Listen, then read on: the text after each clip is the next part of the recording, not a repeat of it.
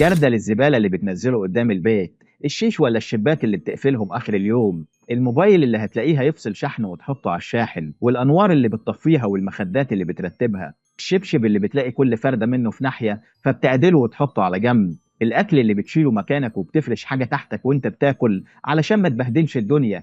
البر مش في حاضر ونعم وبس، ولا مؤمن جدا بحاجة اسمها العقوق الصامت.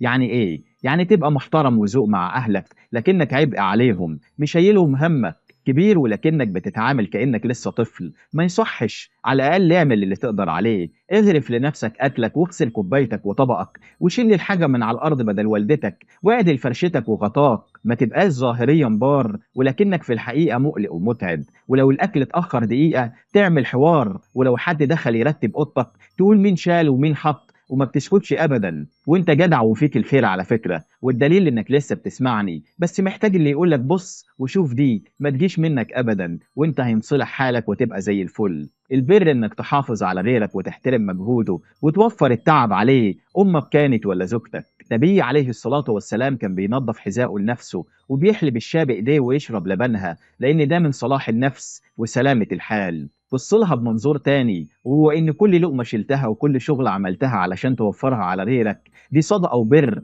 وهتقعد لك في نفسيتك وسلامة قلبك وجسمك، وحتى في النفس اللي بتتنفسه هيطلع من غير ما يوجعك وتكون مرتاح البال. وهتلاقي ربنا سبحانه وتعالى بعت لك اللي يدعمك ويشيل عنك ويوفر عليك وقتك ومجهودك. أصله كله بيقعد ومفيش حاجة بتتعمل غير لما بتترد، وطول ما انت فيك الخير مش هتشوف أبدا غير كل خير. السلام عليكم.